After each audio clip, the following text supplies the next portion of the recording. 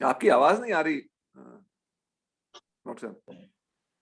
हाँ म्यूट होगा, हाँ म्यूट था। जी जी जी जी। तो हमने इसके पहले वाले लेक्चर में दोष धातु मलों की क्षय वृद्धि के लक्षण और उनकी चिकित्सा, इन शॉर्ट जो जी सूत्र स्थान के हिसाब से उसका जो सूत्र है वो देखा था। और मैंने ऐसे कहा था कि अभी ज्यादा वो ये चैप्टर बचा नहीं है, लेकिन फिर भी जो पार्ट बचा है वो इम्पोर्टेंट है, इसलिए जी फिर उसको थोड़ा हम अगले क्लास में देखेंगे, ऐसे कहा था। तो वो 34 श्लोक से हम शुरू करेंगे। तो स्वस्थानस्थस्य कायाग्निर अंशा धातुषु संश्रिताः तेषां जी सादातिदीप्तिभ्यां धातु वृद्धि क्षयोद्भवः पूर्वो धातु परम कुर्यात् वृद्धः क्षीणस्य तद्विदम्। वैसे देखा जाए तो ये समझने में बहुत आसान है, लेकिन इसका चिकित्सा की दृष्टि से बहुत इम्पोर्टेंस है। तो पहला है कि स्वस्थानस्थस्य कायाग्नि है। तो स्वस्थानस्थ मतलब जो अपने स्थान पर रहता है, अपने स्थान पर रहने वाला। कायाग्नि, कायाग्नि से यहाँ मतलब है जठराग्नि, मतलब जो हमारे उदरस्थ जो अग्नि रहता है उसके बारे में डिस्कशन अभी यहाँ हो रहा है। तो स्वस्थानस्थस्य कायाग्नि है अंशा, तो उनके अंश, कि कायाग्नि के ही अंश धातुषु संश्रिता, धातुओं में रहते हैं।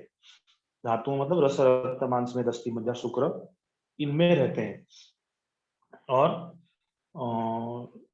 जैसा मुझे हम जब जब हमने धातु या फिर आहार का पचन के बारे में थोड़ा सा देखा था, वो भी थोड़ा हमको इसमें देखना जरूरी है कि कि पचन की क्रिया कैसे होती है, और तभी उसमें हम थोड़ा डिफरेंशिएट कर पाएंगे। कि जैसा हमने पहले देखा था कि 3 प्रकार से धातुओं का पोषण होता है। उसके 3 न्याय के बारे में हमने डिस्कस किया था। ये केदारी कुल्या न्याय, खले कपोत न्याय और क्षीरदधी न्याय, ऐसा 3 हमने देखे थे। और उन तीनों के आधार पर ही किसी भी तरह से शरीर का पोषण होता है। केदारी कुल्या न्याय से मतलब है कि जिस तरह से क्यारियां होती हैं कोई भी बगीचे में, तो जो पहले वाला पेड़ होगा वो उसको पानी जल्दी मिलेगा, जो बाद में होगा उसको पानी बाद में मिलेगा। उस तरह से एक तो वो पार्ट हो गया।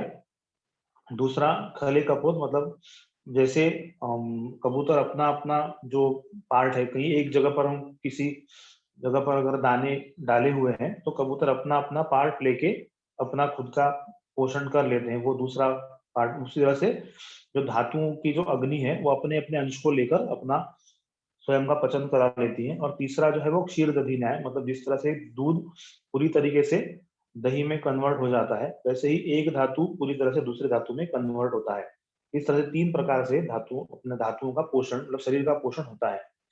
तो धातुओं के पोषण को समझने से पहले कि ये तो होता है, आहार का पचन किस तरह से होता है ये थोड़ा हमें देखना पड़ेगा। तो इसके बारे में शायद हमने डिस्कशन किया नहीं है।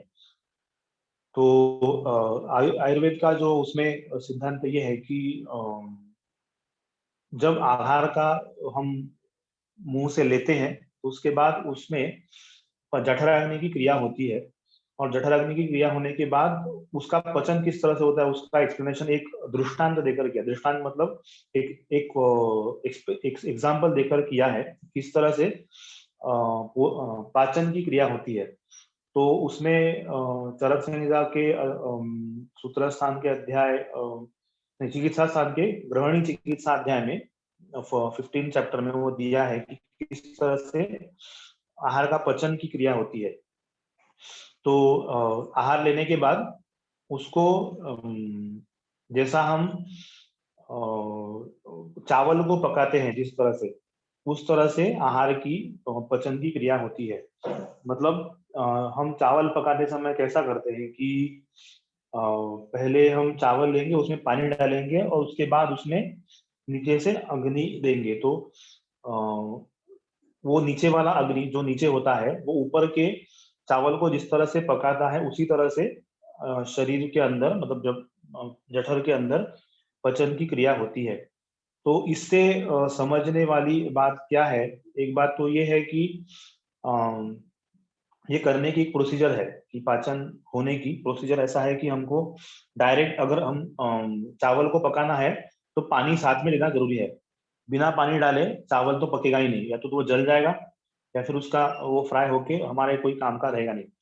तो इसलिए पाचन करना है तो उसको पकाना है तो पानी डालना जरूरी है, और उसके बाद अगर उसको अग्नि देंगे तभी उसका पाचन सही तरीके से होगा। तो वही सेम जो नियम है वो यहाँ पर पचन की क्रिया के लिए लागू होता है कि बहुत बार ऐसे सवाल आते हैं कि पानी कब पीना चाहिए, खाते भोजन करते समय पहले पीना चाहिए या बाद में पीना चाहिए, या फिर 1 घंटे के बाद पीना चाहिए, या फिर साथ में पीना चाहिए। तो इसका एग्जाम्पल से हमें बहुत सारी चीजें क्लियर होती है। तो एक तो ये है कि जिस तरह से चावल का पाक करते समय पानी साथ में होना जरूरी है, बाद में डालने से कोई फायदा नहीं है, और पहले डालकर रखने से भी कोई फायदा नहीं है, वो साथ में ही पकेगा। तो उसी तरह से पानी जो है आहार के साथ ही जाना चाहिए, तभी उसका पाचन सही तरीके से होगा। तो इसलिए पानी कैसे पीना चाहिए भोजन करते समय, तो फिर वो भोजन के साथ ही थोड़ा थोड़ा पानी पीना चाहिए, जिससे अग्नि को भी अच्छी तरीके से पाचन करने में सुविधा हो। तो इस तरह से ये एक भाग, एक उसका पार्ट हो गया। उसके बाद पचन की क्रिया के 3 भाग होते हैं, उसको हम कहते हैं अवस्था पाक, कि पूरी तरीके से डाइजेस्ट हुआ नहीं है, वो ट्रांजिशन स्टेज है। तो उस तरह से 3 उसके स्टेजेस होते हैं अवस्था, उसको हम कहते हैं अवस्था पाक। और जो पूरा डाइजेशन होने के बाद जो होता है उसको हम विपाक कहते हैं। उसके बारे में हमने देखा है कि मधुर विपाक, अम्ल विपाक और कटु विपाक के बारे में हमने डिस्कशन किया है। तो चूंकि हमको ये आहार के पचन के बारे में हमने डिस्कशन किया नहीं था, इसलिए मधुर विपाक, अम्ल विपाक और कटु विपाक के बारे में कंफ्यूजन हमारा नहीं हुआ। लेकिन जब हम आहार के पचन के बारे में जब सुनेंगे, पढ़ेंगे, तब हमको ऐसे लग सकता है कि थोड़ा कंफ्यूजन की स्थिति हो सकती है, क्योंकि वो पचन करने का तरीका ऐसे है कि जैसा मैंने कहा कि 3 स्टेज में होता है। तो 3 हम उसको कहते हैं 3 अवस्था पाक। तो पहला जो स्टेज है तो मधुर अवस्था पाक, दूसरा होता है अम्ल अवस्था पाक, और तीसरा होता है कटु अवस्था पाक। ऐसे 3 स्टेजेस से आहार जो है वो गुजरता है। तो उसके बाद ये जो है धात्वाग्नि का कार्य शुरू होता है। तो पहला जो है मधुर अवस्था पाक, उसमें जो भी आहार का सेवन करेंगे तो वो आहार को मधुर भाव प्राप्त होगा। मधुर भाव का मतलब होता है कि स्टेजेस के हिसाब से मधुर रस में जो प्रॉपर्टीज रहती हैं, वो प्रॉपर्टीज आहार में, वो जो पूरा एक बल्ब बनेगा उसमें वो प्रॉपर्टी रहेगी, क्योंकि वो पूरी तरह से डाइजेस्ट हुआ नहीं है। तो इसलिए कफ के प्रिडोमिनेंस होने के बाद जो सिम्टम हमको दिखते हैं कि ज्यादा नींद आना, मतलब थोड़ा आलस्य आना, ये सभी जो हमने कफ धातु के बढ़ने के लक्षण जो देखे हैं, वो लक्षण हमको भोजन करने के तुरंत बाद दिखते हैं। तो इसलिए वो मधुर अवस्था पाक है, मतलब उसमें मधुर रस की तरह जो लक्षण दिखते हैं वो लक्षण हमको वहां पर ध्यान में आते हैं।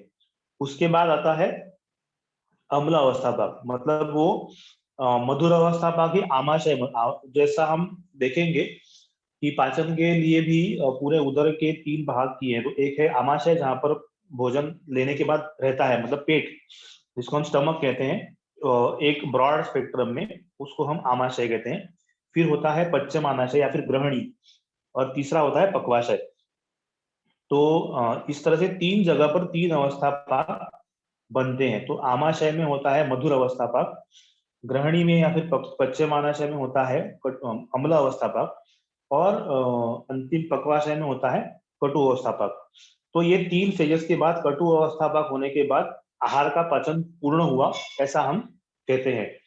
तो इसका मतलब ये है कि पहले के स्टेज में जब आहार का पचन होते रहता है, स्टार्ट होता है, तब मधुर अवस्था पाक बनता है। इसका मतलब मधुर के जो भी लक्षण हमको दिखते हैं, वो लक्षण उसी का कारण दिखते हैं, क्योंकि वो मधुर अवस्था पाक में आहार रहता है। उसके बाद अम्ल अवस्था पाक होता है। तो अम्ल रस के सेवन से बॉडी में जो भी लक्षण उत्पन्न होते हैं वो लक्षण हमको अम्ल अवस्था पाक में दिखते हैं। तो मतलब आहार समझो, आहार लेने के 2 घंटे के बाद अम्ल अवस्था पाक, और उसके बाद कटु अवस्था, पूरी तरीके से डाइजेशन पूरा हो गया तो कटु अवस्था पाक के जो कटु रस के जो लक्षण है वो लक्षण हमको कटु अवस्था पाक में दिखेंगे कि उत्साह लगता है, फिर शरीर हल्का लगता है। ये सभी जो कटु रस के जो लक्षण है खाने के बाद शरीर में जो लक्षण दिखते हैं वो लक्षण हमको कटु अवस्था पाक में दिखते हैं। तो कटु अवस्था पाक होने के बाद हम कहेंगे कि आहार का पचन जठराग्नि के माध्यम से पूरा हो गया। तो अभी इसमें थोड़ा सा कंफ्यूजन ये हो सकता है कि हमने और उसके बाद ये पूरा कटु अवस्था पाक होने के बाद फिर उसको डिवाइड होता है, या मधुर विपाक, अम्ल विपाक और कटु विपाक, इस तरीके से वो डिवाइड होता है। अभी इसमें कंफ्यूजन मन में ये हो सकता है कि जब हमने कह दिया कि तीसरे अवस्था पाक में कटु अवस्था होती है आहार की, तो मधुर विपाक, अम्ल विपाक और कटु विपाक ऐसे डिवाइड कैसे होता है? तो उसका एक्सप्लेनेशन इस तरीके से है कि कोई भी आहार सेवन करेंगे तो उसको ये तीनों प्रकार के स्टेजेस पे से जाना पड़ेगा। केवल डिफरेंस इतना होगा जिसमें मधुर रस का प्रिडोमिनेंस है, मतलब मधुर और लवण रस का प्रिडोमिनेंस है, उनमें कटु अवस्था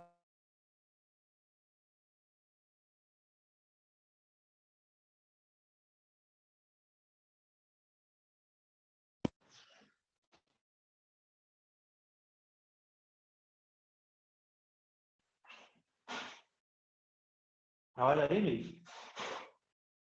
हाँ, बीच में कॉल आ गया था इसलिए फिर वो शायद ये हो गया। तो इसमें ऐसा है कि हाँ, मधुर अवस्था पाक मधुर रस का जैसे 6 रस है, 6 रस के जो भी अवस्था पाक रहेंगे उनके वो गुण उन अवस्था पाक पूरा डाइजेशन होने के बाद भी प्रिडोमिनेंटली रहेंगे। मतलब कटु अवस्था पाक जब होगा तब भी मधुर रस अगर ये तीनों से जो स्टेज से जा रहा है तो मधुर रस से कुछ गुण बताए हैं स्पेसिफिक, तो वो गुण उस कटु अवस्था पाक में प्रिडोमिनेंटली रहेंगे, और उसकी कारण जो मधुर विपाक का जो कार्य दिया हुआ है तो वो उस तरीके से होगा। और उसी तरीके से अम्ल रस का जब विपाक अवस्था पाक, तीनों अवस्था पाकों से वो गुजरेगा तो जब उसका कटु अवस्था पाक होगा उसके बाद उसका अम्ल विपाक होगा, लेकिन उसमें कटु विपाक में भी जो अम्ल रस के गुण और प्रॉपर्टीज हैं वो कटु विपाक में भी प्रिडोमिनेंटली रहेंगे। और जैसे कटु रस का या फिर जिनका विपाक कटु होता है वो जब ही तीनों अवस्थाओं से गुजरेगा तो उसमें कटु अवस्था पाक होने के बाद जो कटु विपाक के जो भी प्रिडोमिनेंट गुण है, फिर कटु रस के जो भी प्रिडोमिनेंट गुण है वो उसमें प्रिडोमिनेंटली रहेंगे। इस तरीके से सभी आहार के मधुर अवस्था पाक, अम्ल अवस्था पाक, कटु अवस्था पाक ऐसे 3 स्टेजेस में उनका पचन होगा।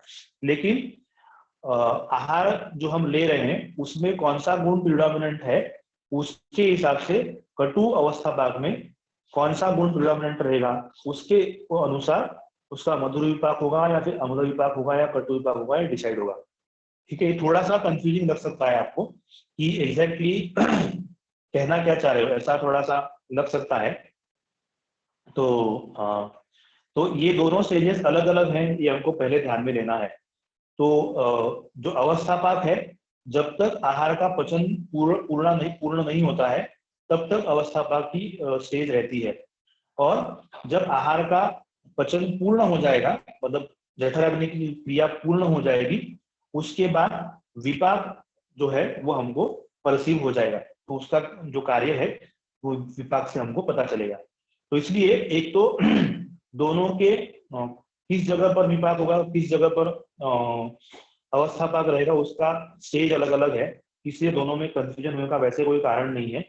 और समझने का तात्पर्य सिर्फ यही है कि कोई भी आहार हम सेवन करेंगे तो सभी प्रकार का आहार, ये मधुर अवस्था पाक, कटु अवस्था पाक और अम्ल अवस्था पाक और कटु अवस्था पाक की स्टेजेस से जाएगा, और उनमें जो रस हम प्रिडोमिनेंटली खा रहे हैं उनमें जो भी मधुर के, जैसा हमने कहा कि सभी रसों में सभी महाभूत रहते हैं लेकिन प्रिडोमिनेंटली कोई 2 महाभूत उसमें रहेंगे। तो जो मधुर अवस्था पाक में भी जो रस हम सेवन कर रहे हैं, समझो मधुर रस का सेवन कर रहे हैं तो मधुर के लक्षण उसमें ज्यादा प्रिडोमिनेंट दिखेंगे। अगर अम्ल रस के आहार सेवन कर रहे हैं तो अम्ल रस के जो लक्षण है वो प्रिडोमिनेंटली मधुर अवस्था पाक में भी दिखेंगे, उनके गुण इसमें दिखेंगे। अगर कटु रस का, तिक्त रस का, कषाय रस का सेवन कर रहे हैं तो मधुर अवस्था पाक में भी जो उनके लक्षण है वो प्रिडोमिनेंटली हमको दिखेंगे। तो इस तरह से अम्ल अवस्था पाक और कटु अवस्था पाक को भी हमको समझना पड़ेगा। और ये पूरी डाइजेशन जठराग्नि के द्वारा जब ये क्रिया पूरी हो जाएगी उसके बाद फिर विपाक का कार्य प्रारंभ होगा। तो ये इतने डिटेल में बताने की आवश्यकता इसलिए है क्योंकि ये जैसे हमने कहा कि स्वस्थानस्य कायाग्नि अंशा धातुषु संश्रिता, तो ये सभी अवस्था पाक पूरा होने के बाद जब विपाक की स्टेज आ जाती है तो वो विपाक होने के बाद फिर जो जठराग्नि के ही अंश जो है वो धातुओं में रहते हैं, धातुषु संश्रिता, उस जठराग्नि के ही कुछ अंश सप्त धातुओं में रहते हैं। तो फिर वो अपने अपने जो पोषक अंश है वो उनमें से ले लेते हैं। तो और फिर धात्वग्नि का कार्य शुरू होता है। ये सभी पहले अवस्था पाक से सभी आहार गुजरेगा, उसके बाद उनका विपाक होगा और उसके बाद फिर धात्वग्नि की क्रिया स्टार्ट होगी। तो जो धात्वग्नियां है वो अपने अपने जो पोषण का पार्ट होगा वो आहार के रस से लेकर अपने अपने धातुओं का पोषण करेंगे।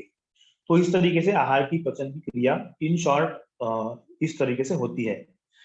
और फिर इसलिए क्योंकि जठराग्नि के ही अंश उसमें रहते हैं इसलिए तेषाम सादाति दीप्तिभ्याम धातु वृद्धि क्षयोद्भवः, इसलिए उनका साद मतलब कम होगा या फिर दीप्ति होगी, मतलब वो ज्यादा रहेंगे। या तो अग्नि का मांद्य होगा धात्वग्नि का, या फिर धात्वग्नि ज्यादा रहेगी तो उसके हिसाब से धातुओं की वृद्धि होगी या धातु का क्षय होगा। तो क्या होगा एग्जैक्टली, तो अगर धात्वग्नि मांद्य होगा तो धातु वृद्धि होगी और धात्वग्नि का क्षय होगा तो धात्वग्नि की वृद्धि होगी तो धातुओं का क्षय होगा। ये थोड़ा सा समझने में थोड़ा सा अटपटा सा लग सकता है कि अगर अग्नि मांद्य रहेगा तो धातुओं की वृद्धि कैसे होगी, और अगर अग्नि बढ़ेगा तो धातुओं का क्षय कैसे होगा। तो अभी का एग्जांपल देकर हम इसको इस तरह से समझ सकते हैं, जैसा हम बीएमआर देखते हैं, बेसल मेटाबॉलिक रेट। तो जैसा यंग एज में लोगों में लगभग सभी पतले क्यों होते हैं जनरली, बच्चे या फिर यंग जो है लोग पतले होते हैं, फिर जैसा उम्र बढ़ती है वैसा वैसा लोग थोड़ा मोटापा बढ़ने लगता है। तो वो क्यों होता है, क्योंकि उनका बेसल मेटाबॉलिक रेट जो है वो धीरे धीरे कम होता है और इसलिए जो खाया है वो डाइजेशन उसका प्रॉपरली होता नहीं और वो शरीर में जाके कहीं सेटल हो जाता है, इसलिए फिर जो है स्थूल्य बढ़ता है। तो उसी तरह से तरीके से अगर अग्नि का साध होगा मतलब धात्वग्नि कम हो जाएगी तो उससे जो धातु है वो बढ़ेगी, क्योंकि जो धातु में जो रस जा रहा है उसका ठीक तरीके से पाचन होगा नहीं और वो वहीं पर जाकर वो सेटल हो जाएगा, इसलिए फिर वो धातुओं की वृद्धि होगी। इसका दूसरा मतलब ये है कि वो जो वृद्धि होगी वो प्रॉपर नहीं होगी, मतलब जो सम्यक वृद्धि होनी चाहिए वैसी नहीं होगी, तो विकृत वृद्धि उसमें होगी। मतलब जो प्रॉपर उसका टेक्सचर है वो धातुओं को नहीं मिलेगा, लेकिन उसकी वृद्धि जो दोष रूप जो है ऐसी वृद्धि उनकी होगी। और अगर धात्वग्नि की वृद्धि होगी तो धातुओं का क्षय होगा, क्योंकि बेसल मेटाबॉलिक रेट अगर बढ़ेगा तो ऑब्वियसली जो भी आहार हम खाएंगे उसका ज्यादा ज्यादा डाइजेशन होते रहेगा और इसकी वजह से वो जो भी हमने खाया वो पूरी तरीके से डाइजेस्ट होके वो धातुओं का क्षय हो जाएगा। इस तरीके से हम उसको समझ सकते हैं कि तेषाम साध अतिदीप्तिभ्याम धातु वृद्धि क्षयोद्भवः, मतलब साध अग्नि का साध होगा तो धातुओं की वृद्धि होगी और अग्नि बढ़ेगा, धातुअग्नि बढ़ेंगे तो धातुओं का क्षय होगा। और उसमें एक तीसरी बात यह है कि पूर्वो धातु परम कुर्यात् वृद्धः क्षीणस्य तद्विदम्, मतलब जो पहला वाला धातु है वो अगले धातुओं की वृद्धि करेगा और अगर वो घट जाएगा तो फिर उसके बाद वाले धातुओं का भी क्षय होगा। इस तरीके से वो हो जाएगा। मतलब अगर रस धातु का पोषण अच्छी तरीके से होगा तो वो उसके बाद वाला आहार जो धातु है रक्त धातु, उसका भी पोषण अच्छी तरीके से करेगा। उसी तरीके से रक्त धातु का पोषण अच्छा होगा तो वो मांस धातु का पोषण अच्छी तरीके से करेगा। उसी तरीके से उत्तरोत्तर जो धातु है रस रक्त मांस में अस्थि मज्जा और शुक्र, वो अगर पहला धातु अगर अच्छी तरीके से उसका अग्नि का कार्य ठीक तरीके से अगर हो रहा है तो उसके अगले वाले धातुओं की भी वृद्धि अच्छी तरीके से होगी। मतलब ये प्रॉपर सम्यक वृद्धि के लिए ये सभी होगा। मतलब इसमें एक 3 भाग पार्ट हमने इसमें देखे। एक तो जठराग्नि के ही अंश धात्वग्नि में रहते हैं, धातुओं में रहते हैं, उनको हम धात्वग्नि करके नाम देते हैं। तो रस धात्वग्नि, रक्त धात्वग्नि, मांस धात्वग्नि, फिर मेघ धात्वग्नि, अस्थि धात्वग्नि, मज्जा धात्वग्नि और शुक्र धात्वग्नि से 7 धातु अग्नि यहाँ पर रहते हैं। और उनके ही साथ मतलब मंद होने से और बढ़ने से धातुओं की वृद्धि या फिर क्षय इस तरीके से होता है। धात्वग्नि मांद्य होगा तो धातुओं की वृद्धि होगी, धात्वग्नि को बढ़ेगा, तीक्ष्ण होगा तो धातुओं का क्षय होगा। और तीसरी बात कि पूर्व धातु परम कुर्या वृद्धा, मतलब पहला जो धातु है वो उत्तर उसके बाद वाले धातुओं की वृद्धि करेगा। और उसी तरीके से पहला धातु अगर क्षय होगा तो उसके बाद वाले धातुओं का क्षय होगा। तो अगर रस धातु का क्षय हो गया तो रक्त धातु का भी क्षय होगा। फिर उसके बाद वो अगर क्षय की पूर्ति अगर नहीं किया तो फिर वो मांस धातु का क्षय करेगा। उसकी पूर्ति अगर हमने नहीं की तो वो मेघ धातु का क्षय करेगा। ऐसे उत्तरोत्तर धातुओं का वो क्षय करते जाएगा। इस तरीके से जैसा रस धातु का वृद्धि अगर ठीक तरीके से होगी तो वो रक्त की वृद्धि करेगा, रक्त की वृद्धि ठीक तरीके से होगी तो वो मांस की वृद्धि करेगा। इसी तरीके से मांस की वृद्धि अच्छी तरीके से होगी तो वो मेद की पुष्टि अच्छी तरीके से करेगा। ऐसे उत्तरोत्तर शुक्रता ऐसे होगा। फिर ये 3 प्रकार से हम इसको समझेंगे। उसके बाद आता है कि इसमें कोई कंफ्यूजन है, कोई थोड़ा लग रहा है तो पूछना है तो पूछ सकते हैं, क्योंकि थोड़ा सा ये इसके ऊपर डिस्कशन भी होना जरूरी है, क्योंकि ये थोड़ा समझना इम्पोर्टेंट है, क्योंकि उसके ऊपर चिकित्सा बहुत डिपेंड करती है, इसलिए समझ में आना जरूरी है। और उसी से हम जो हेल्थ मेंटेन करना भी उसी से हमको संभव होगा। इसीलिए ये आहार का पाक, विपाक, धात्वग्नि, ये थोड़ा सा कंसेप्ट जो है समझना ज्यादा इंपॉर्टेंट है। इसमें अगर किसी को कुछ पूछना है तो पूछ सकते हैं, नहीं तो फिर हम थोड़ा आगे जा सकते हैं। तो एक तो जैसे अपन 3 तरह की न्याय की बात कही है, एक तरह से 3 थ्योरीज है ना। हाँ ठीक है। और ये तो खैर आप बिल्कुल सही कह रहे हैं। आई मीन वो तो समझ में आ रहा है कि भाई जो पहला धातु है या दूसरा जो अर्लियर धातु है उसका पोषण ढंग से होगा तो आगे वाले धातुओं का भी ढंग से होगा। और अगर इनका ढंग से नहीं हो तो नेचुरली फिर उनको कहाँ से न्यूट्रिशन मिलेगा। तो ये भी बात समझ में आ गई। अब ठीक है। फिर आपने कहा कि 3 स्टेजेस में डाइजेशन होता है, यानी कि पहला जो है वो आमाशय यानी स्टमक में होता है। हाँ जो है ना, जो कि जी मधुर रस का होता है, मधुर अवस्था पाक उसको कहेंगे। हाँ, मतलब मधुर अवस्था समझने के लिए मैंने ये कहा कि उसके लक्षण हमको हाँ, मधुर रस के जैसे लक्षण है वैसा दिखेंगे, लेकिन उसको मधुर रस नहीं कहेंगे। अवस्था पाक है, अवस्था है, वो स्टेज है। अवस्था। जी बिल्कुल। फिर जो अम्ल अवस्था पाक जो है वो गृहिणी यानी स्मॉल इंटेस्टाइन में होता है। हाँ। है? मतलब वो और समझने के लिए गृहिणी मतलब स्मॉल इंटेस्टाइन ऐसा हम समझेंगे। हाँ। और तीसरा जो है जो कटु अवस्था पाक है वो लार्ज इंटेस्टाइन, पक्वाशय में होगा। पक्वाशय में होगा। पक्वाशय, हाँ।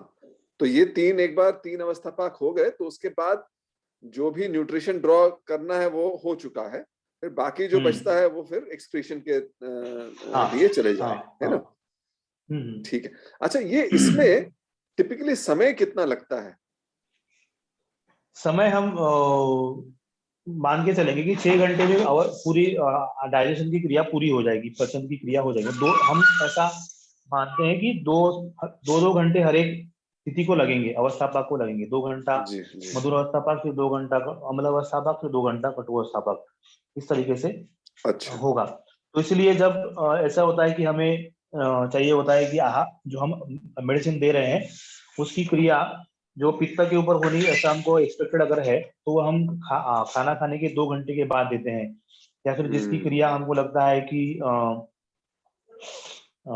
वात के ऊपर हो तो वो मतलब अपान वायु के ऊपर हो तो हम खाना खाने से पहले उनको देते हैं, क्योंकि वो उसमें डाइजेशन पूरा हो जाता है, कटु अवस्था पाक भी निकल जाता है तो पूरा डाइजेशन पूरा हो जाता है, इसलिए खाने से पहले उसको हम देते हैं। उस तरह के तरीके से जो हमारा आहार भी जो रहेगा वो उस तरीके से वो होते रहेगा। इसी तरीके से हम इसलिए उसका जो हम मेडिसिन भी उसी तरीके से देते हैं। जी ठीक।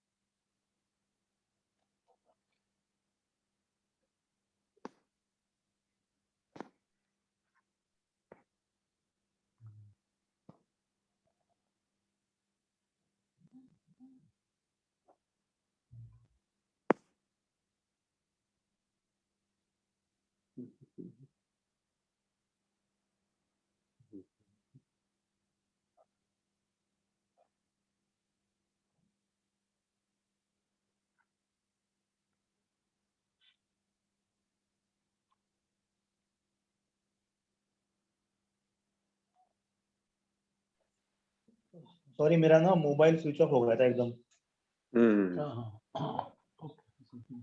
ठीक प्लीज। हाँ ठीक है। हाँ राइट ठीक है, अब आप आगे बढ़ सकते हैं। ठीक है, तो उसमें अभी कोई कुछ पूछना है तो पूछ सकते हैं, नहीं तो ठीक है। तो ऐसा है कि तीनों अवस्थाओं में गुणों का कौन सा प्रिडोमिनेंस है उसके ऊपर से वो अवस्था जो है डिसाइड हो जाती है। तो उसी अवस्थाओं में वो आहार का जो है वो पाचन वो होगा। और इसीलिए हाँ जो मैं बोल रहा था कि इसलिए हम जो भी औषध भी जो देते हैं तो अवस्था पाक को ध्यान में रखे हुए देते हैं, और कौन सी औषधि है वो कौन से समय पर देनी है वो उसके हिसाब से हम डिसाइड कर देते हैं। तो इसलिए ये जो है खाने से पहले औषध क्यों ऐसे 11 प्रकार के औषध सेवन काल भी बताए हैं कि हर एक का अपना अलग अलग इफेक्ट होगा। तो मतलब एक ही औषध अगर हम अलग अलग समय पर देंगे तो उसका इफेक्ट भी अलग अलग होगा। मतलब हाँ, तो मतलब यही एक ही औषध अगर खाने से पहले देंगे तो उसका जो है कौन से जगह पर जाके वो काम करेगा वो अलग है। उसी को हम खाना खाने के बाद में देंगे तो वो अलग जगह पर उसका काम होगा। उसी को हम खाने के बीच में अगर देंगे तो उसका इफेक्ट अलग जगह पर होगा। तो इस तरीके से रात में लेंगे तो उसका इफेक्ट अलग होगा, सुबह उठ के बिना कुछ खाए पिए अगर आहार लेंगे तो उसका इफेक्ट अलग होगा। इस तरीके से औषधि का जो है इफेक्ट भी बदलता है। इसलिए आहार का मतलब औषध का सेवन का काल भी बहुत इंपॉर्टेंट होता है कि कौन से काल में हम औषध का सेवन कर रहे हैं, क्योंकि ये सभी इसके ऊपर डिपेंड है कि आहार का पचन और अवस्थापाक, निष्ठापाक, धात्वाग्नि इन सभी के ऊपर वो डिपेंड रहता है। इसलिए जो हम औषध देते हैं उसको सोच के पूरा देना, और उसके हिसाब से अगर औषधि का योजना करते हैं तो वो उसको इफेक्ट भी तुरंत हमको मिलता है। तो ये इसलिए पाचन की जो क्रिया है वो इम्पोर्टेंट इसके कारण है। तो उसके बाद है फिर दोषा दुष्टा रसेर धातुन दूषयन्ति उभये मनान अधो द्वे सप्त शिरसि हानि स्वेदव हानि च मला मलायनानि सु यथासम तेष्वतो गदाः। तो जैसा हमने कहा कि पूर्व धातु जो है वो बाद वाले धातु की वृद्धि करता है, वैसे ही दोष जो है अगर दुष्ट हो जाते हैं, जैसे नॉर्मल दोष है तो वो नॉर्मली अपना अपना कार्य करते रहेंगे, लेकिन दोष अगर दुष्ट हो जाएंगे तो फिर वो अपने अपने हिसाब से बाकी धातुओं को भी दुष्टि करेंगे। तो दोषा दुष्टा रसई ही, तो रसई ही मतलब रसों के कारण, जैसे हम दोषों की वृद्धि या क्षय किस तरीके से होता है, किस तरीके का आहार हम सेवन कर रहे हैं उसके अनुसार दोषों की वृद्धि या क्षय होगा, वो तो हमने पहले देख लिया है। तो रसई ही दुष्टा दोषा, तो रसों के कारण दोष अगर दुष्ट हुए हैं, मतलब मधुर अम्ल लवण कटुतिक्त कषाय, अगर दोष हमने उनका अति योग या मिथ्या योग ऐसा इस तरीके से अगर किया तो फिर वो दोष जो है दुष्ट होते हैं। और फिर दूषयंती उभये, उभये का मतलब है यहाँ पर दोनों, तो दोनों के दोनों का मतलब यहाँ होता है धातु और दोष, मतलब दोष और धातु दोनों को वो रसों के कारण वो दुष्ट होते हैं। रसई ही दुष्टा दूषयंती उभये, तो दोनों को दुष्ट करते हैं, दोषों को भी दुष्ट करते हैं और धातुओं को भी दुष्ट करते हैं। जो मतलब जो आहार जो रस हम सेवन करेंगे मधुर अम्ल लवण, उनका अतियोग होगा अयोग होगा तो वो दोषों को और धातु दोनों को दुष्ट करते हैं। उसके साथ ही मल, तीनों जो मल है उनको भी दुष्ट करने का काम जो है वो रसों के कारण ही होता है, कि जो भी आहार हम सेवन करेंगे उसमें किस तरीके से हम खा रहे हैं उसके अनुसार दोष या धातु या मलों की दुष्टि या फिर प्रकोप वो होगा। और फिर उसी तरीके अगर मल की दृष्टि होगी तो जहां से वो मल निकलते हैं उन स्थानों की भी दृष्टि होती है। तो इसलिए जो मलायनानी, तो जहां पर मल रहता है तो उनकी भी दृष्टि होगी। तो उसमें कहाँ कहाँ पर मल रहते हैं, तो अधो द्वे सप्त शिरसी खानी स्वेद वहानी च, तो अधो मतलब नीचे दो द्वार है, मतलब मल और मूत्र दोनों के मार्ग वो दो, फिर सप्त शिरसी 7 सिर में है, जो जहां पर मल रहता है, तो आंखों में रहता है, कान में रहता है, दोनों नथुनों में रहता है और मुख में रहता है, सब जगह पर ये 7 जो है 1 2 3 4 5 और 6 7, ये 7 स्थानों में मल रहता है।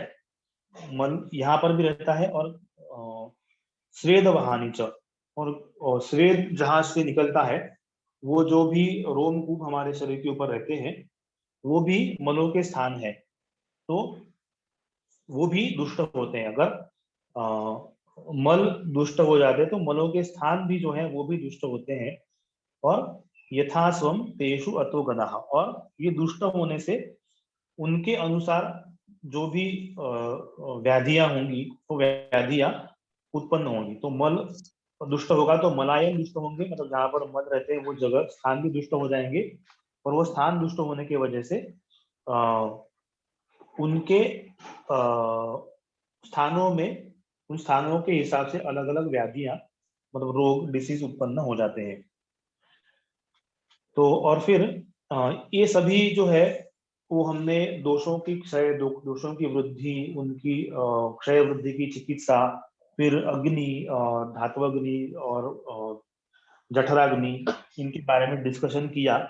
और उसके बाद जो एक आयुर्वेद का थोड़ा सा अलग कंसेप्ट है वो है ओज का, कि जिसके कारण पूरा जो शरीर है या फिर शरीर की क्रिया है वो ठीक तरीके से होती है, तो वो किसके ऊपर निर्भर करता है, तो वो ओज के ऊपर डिपेंड करता है। तो ओज क्या है, तो वो लिखा है कि ओजस्तु तेजो धातु नाम शुक्रांता नाम परम सुखम। तो सभी धातुओं में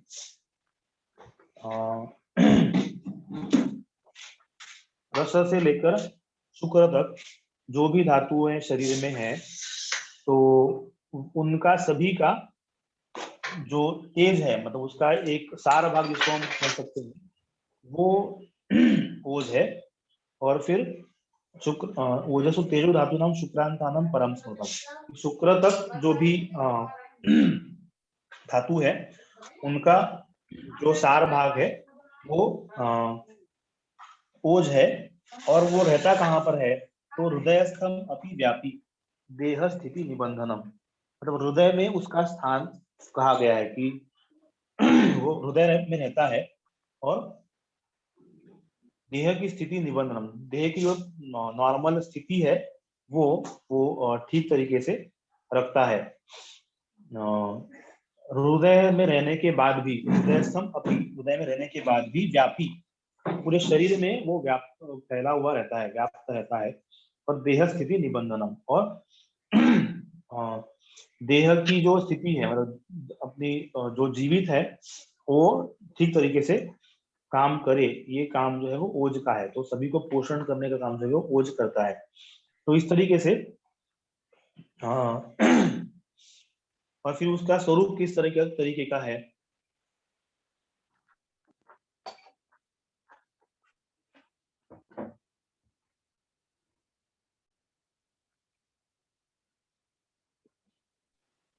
तो हृदयस्थम अपि व्यापी देह स्थिति निबंधनम, हृदय में रहने के बाद भी पूरे शरीर में व्याप्त रह के वो अपना अपना कार्य करता है। अभी ये इसको किस तरीके से समझेंगे कि हृदय में रहने के बाद भी पूरे शरीर में व्याप्त रहता है, ये कैसा संभव है। तो जिस तरीके से हम देखते हैं कि मन हमारा है, कि वो हम कोई उसका स्थान नहीं बता सकते, कि मन तो एक ही है लेकिन वो पूरे शरीर में रहता है।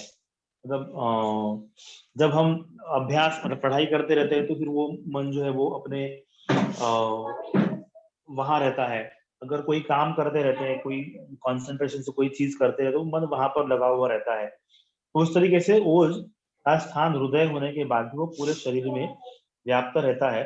और फिर उसका स्वरूप भी बताया कि वो किस तरीके का होता है। तो स्निग्धम सोमात्मकम शुद्धम ईषद लोहित पीतकम यन नाशे नियतम नाशो यस्मिन् तिष्ठति तिष्ठति निष्पद्यन्ते यतो भावा विविधा देह संश्रयाः। तो वो स्निग्ध होता है, मतलब उसका नेचर। फिर सोमात्मक, मतलब वो शीत वीर्य का होता है, शीत होता है। उसके बाद शुद्धम, क्योंकि वो सभी धातुओं का सार भाग होता है और इसलिए वो शुद्ध होता है। और उसके बाद ईशत लोहित पीतकम, उसका कलर भी दिया है कि लोहित मतलब थोड़ा सा रेडिश कलर का और येलोइश कलर का, इस तरह का उसका स्वरूप दिया है। और फिर ईशत लोहित पीतकम, थोड़ा सा रेडिश टिंच लेकर येलो कलर का वो होता है। और यन नाशे नियतम नाशो यस्मिन तिष्ठति तिष्ठति, अगर उसका नाश हो गया तो शरीर का नाश होना तय है। नियतम मतलब तय है, निश्चित है। और अगर वो सही रहेगा तो शरीर भी ठीक तरीके से रहेगा। और निष्पद्यन्ते यतो भावा विविधा देह संश्रया, और उसके ही कारण, ओज के ही कारण शरीर में जो भी भाव होते हैं, मतलब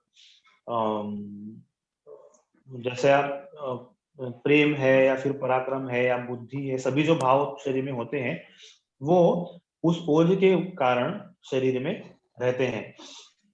तो अभी ओज को एग्जैक्टली हम किस तरीके से पता करेंगे, ये तो कहना मुश्किल है, क्योंकि अभी तक उसको समझने का कोई पैरामीटर तो अभी तक तो है नहीं। लेकिन ओज क्षय के लक्षण, और उसके बाद हम, जैसा हम ओज के प्रॉपर नॉर्मल कंडीशन में रहेगा तो क्या क्या कार्य होंगे, वो जैसे उन्होंने दिया है कि शरीर के सभी जो भाव हैं वो भाव ओज सही रहेगा तो वो रहेगा।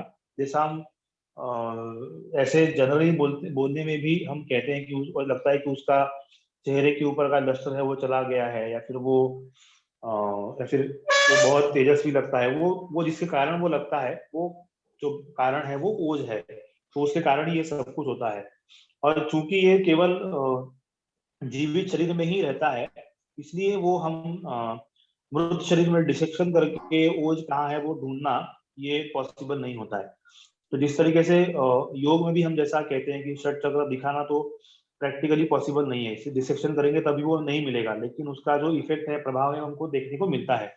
उसी तरीके से ओज भी उस ऐसा एक ये है कि जो हम दिखा नहीं सकते लेकिन वो है, और उसी के कारण सभी की जो शरीर के जो कार्य है, शरीर के जो भाव है वो देखने को मिलते हैं।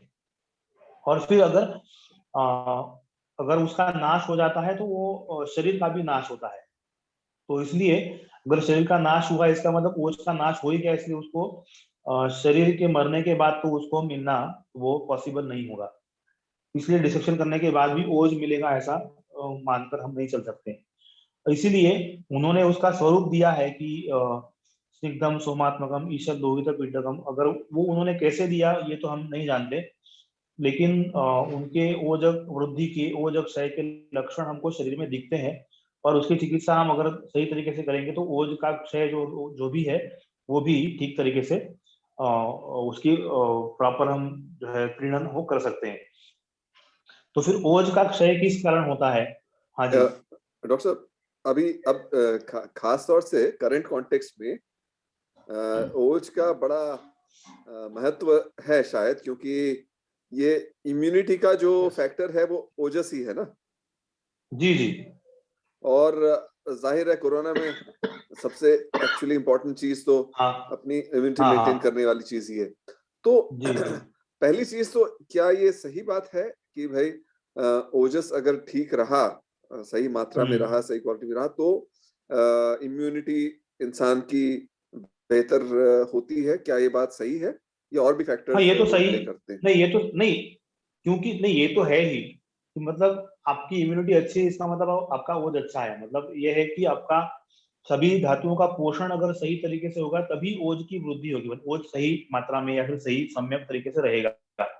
अगर कोई धातु या फिर ये डिरेल हो गया है तो फिर ओज का भी उस तरीके से क्षय होगा, इसलिए इम्यूनिटी भी उससे हैम्पर तो होगी ही। इसलिए ये दोनों भी ऐसा है कि ओज ठीक है तो इम्यूनिटी अच्छी है, और इम्यूनिटी कम हुई इसका मतलब ओज का भी क्षय हो गया, ऐसा हम चल सकते हैं। क्योंकि उसका लक्षण भी अलग अलग दिए हैं कि ओज का क्षय होगा तो क्या होता है, उसके बाद वाले जो श्लोक है उसमें उसका भी लक्षण दिया हुआ है। तो वो जब देखेंगे हमको ये भी पता चलेगा कि हम जो प्रेजेंट कॉन्टेक्स्ट की बात कर रहे हैं वो उसके ऊपर लागू होता ही है।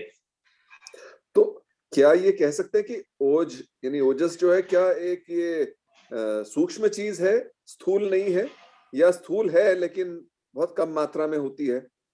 हाँ सूक्ष्म है, इसको अब प्रमाण अष्टबिंदु प्रमाण उसका बताया है, इसमें नहीं दिया है अष्टांग हृदय में, क्योंकि पहले वाले अध्याय मतलब ग्रंथों में वो आ गया है, इसलिए अष्टांग हृदय में उसका बहुत ज्यादा कितना प्रमाण है, कितनी मात्रा में वो रहता है वो नहीं दिया हुआ है।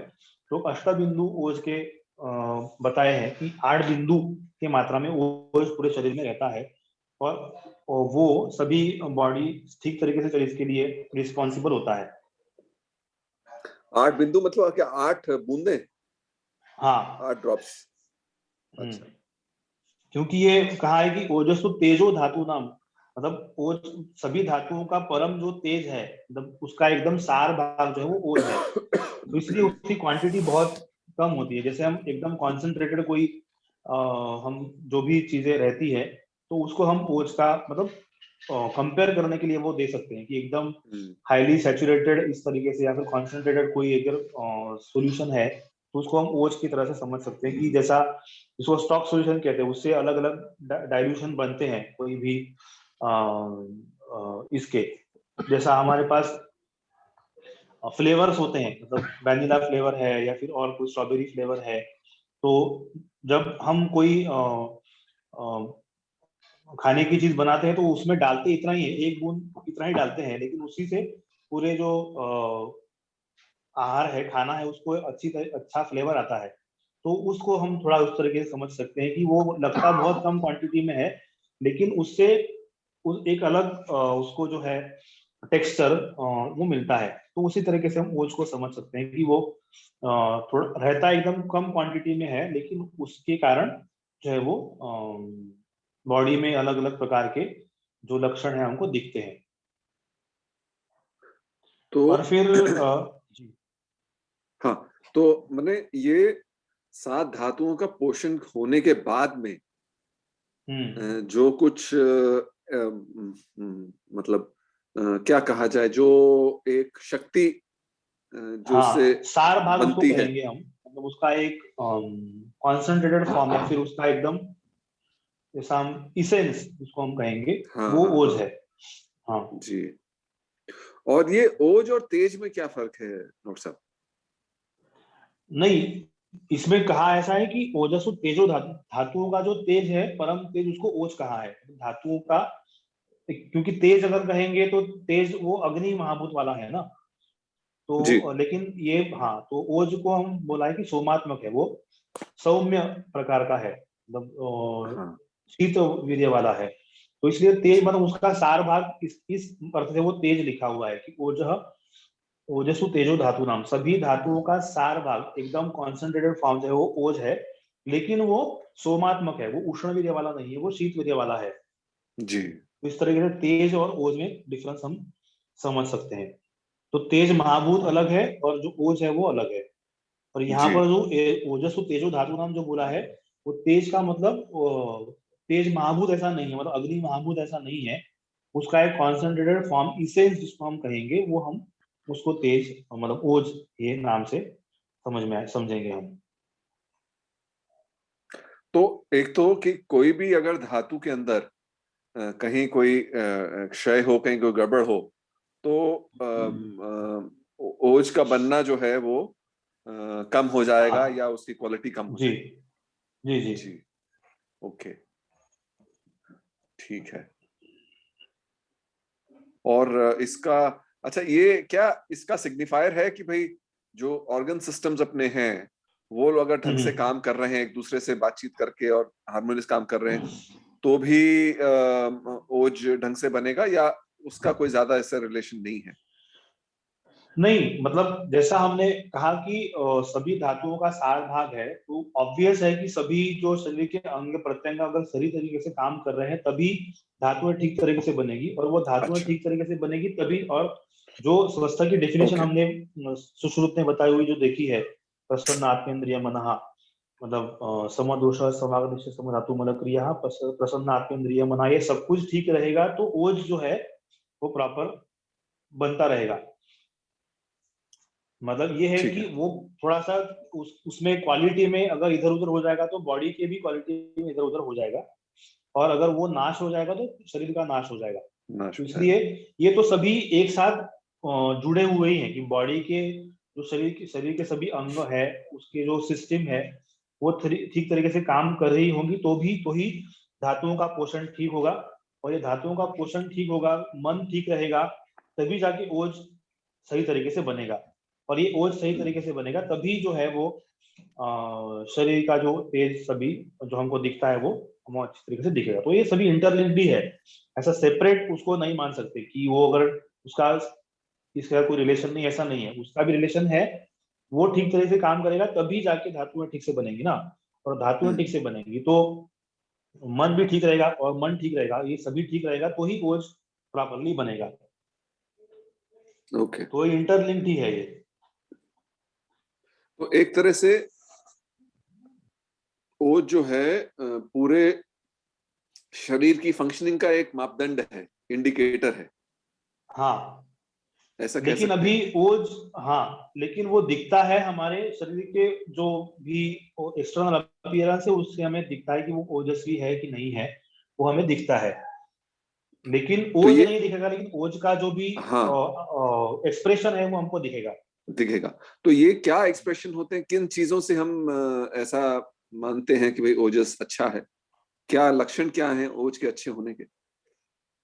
हाँ, तो ये भी दिया है ना कि एक ही दिया तो एक ही लाइन में है कि ओ, हम उसको देखेंगे अभी बाद में, ओजो अच्छा वृद्धौ अच्छा। देह से तुष्टि पुष्टि बलोदया। और ओज की वृद्धि होगी, ओज प्रॉपरली बनता रहेगा तो देह से तुष्टि पुष्टि बलोदया, देह में संतुष्टि रहेगी, सभी शरीर का जो अंग प्रत्यंग का पोषण ठीक तरीके से होगा, और बल उत्पन्न होगा, स्ट्रेंथ उत्पन्न होगी। ये 3 बेसिक उसके पैरामीटर्स हैं कि ओज ठीक तरीके से बन रहा है कि नहीं बन रहा है। एक बार दोबारा बताएं प्लीज। उसी के 3 बाद पैरामीटर क्या? उसमें ऊपर जाएंगे ही हम, नेक्स्ट श्लोक में वो आएगा ही। ओके, ऑलराइट, हाँ ठीक है। 41 जो है वो सूत्र उसमें है, श्लोक उसमें है दिया हुआ। ठीक है, हाँ, ठीक। तो हम उसके ऊपर जाएंगे। जी जी जी। हाँ, तो ये इसका मतलब ये टोटल इन टोटलिटी है। ये हम जी। इसको आइसोलेट करके देखना चाहे कि हमारा कोई ऑर्गन, इनफैक्ट ऑर्गन का कॉन्सेप्ट हम नहीं समझते, आयुर्वेद में है। आयुर्वेद जो है वो टोटल पर्सनालिटी को हैंडल करता है, ऐसा मुझे लगता है। सेपरेटरी ऑर्गन्स का चूंकि इससे आइसोलेशन नहीं है, देयरफॉर ये ओज भी ऐसा लगता है जो टोटल पर्सनालिटी पे ही रिफ्लेक्ट होता है। अगर और वो भी totality of the components of the body अगर अलग करना चाहे तो, बट मतलब it has to be an overall. हाँ, ऐसा लगता है मुझे। जी जी बिल्कुल।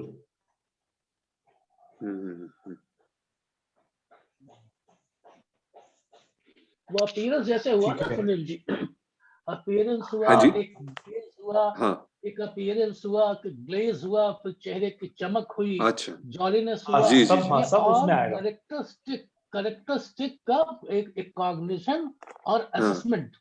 जी। आई थिंक वो थोड़ा ओज उसको रिफ्लेक्ट करता है। ओज में फिजिकल कॉन्सेप्ट नहीं है ओज का। जी जी जी जी जी। ये माइक्रो नहीं है, मैटर नहीं है, फिजिकल नहीं है।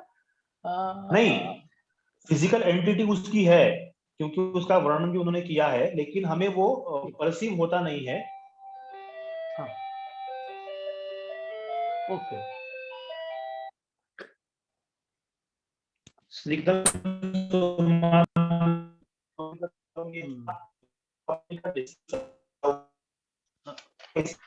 आवाज कट रही है। हाँ, आवाज कट रही है डॉक्टर। अच्छा, वो फोन आ गया इसमें। एक फोन आ गया था बीच में, तभी एक 11:15 बजे हमारा कार्यक्रम है, अच्छा, ओके। वो सूर्य नमस्कार का एक चल रहा है ना पूरे इसमें। और मकर संक्रांति से लेकर 7 दिन तक करते हैं उसका। अच्छा, मैंने उनको कहा कि मेरा लेक्चर उसके बाद में कॉल करता हूँ। अच्छा, 75 करोड़ सूर्य नमस्कार पूरे देश में लगना है, ऐसा वो टारगेट रखा हुआ है, तो उसी के लिए है। तो वो फिजिकल एंटिटी, इन शॉर्ट ये फिजिकल एंटिटी है, लेकिन वो हमें परसीव होती नहीं है। परसीव हमको बॉडी के कैरेक्टर के ऊपर से परसीव होती है कि वो प्रॉपर बन रहा है कि नहीं बन रहा है। ये तो बात बिल्कुल सही है, ओवरऑल है, लेकिन ये फिजिकल भी है केवल, मतलब ऐसा। हाँ, मतलब मेरा जो है सबसे पहली मेमोरी है टर्म ओजस की, ओज की, वो ये है कि जब घर में वो आर्य समाज का वो हवन होता था, जी जी जी, तो शायद वो शांति पाठ के समय वो ऐसा कुछ करते थे कि समथिंग ओजोमयी तेजोमयी, ऐसा कुछ, माने वो कुछ। हाँ, नहीं वो तो ठीक है, वो तो एक जैसा ओज का हम जनरली लोकल टर्म में उसका जो मतलब लेते हैं वो तो है ही, लेकिन आयुर्वेद में थोड़ा सा उसको एक फिजिकल नेचर का भी उसका एक स्वरूप है, उसी का रिफ्लेक्शन वो है। ऐसा मुझे लगता है कि वो रिफ्लेक्शन उस तरीके से, जो ओज अगर बॉडी में सही रहेगा तो फिर वो हमको उस तरीके से दिखेगा।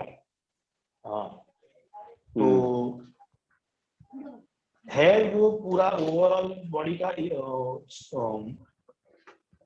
है, लेकिन उसको फिजिकल नेचर भी उसका है। जी जी, इसका नेगेटिव मतलब एक्सप्रेशन सारा सटल है। हाँ,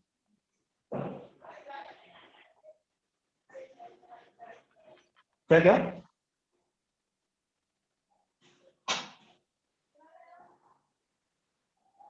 जी, मैं समझ में क्या बोल रहे थे, सुनाई नहीं दिया मुझे। नेगेटिव कॉन्सेप्ट की कोई बात थी ना? हाँ, कुछ नेगेटिव कॉन्सेप्ट की क्या बात मुझे नहीं समझ में आया। हाँ हाँ, इसको पॉजिटिव कॉन्सेप्ट में लिया जा सकता है ओज को, नेगेटिव कॉन्सेप्ट में तो नहीं लिया जा सकता। नेगेटिव कॉन्सेप्ट मतलब नहीं समझ में आया मुझे। इसका अपीयरेंस रिफ्लेक्शन जो होगा गुडनेस में ही, जॉली में ही जी जी जी, ना कि रुस्त हाँ, भाव टाइप का। हाँ, नहीं नहीं,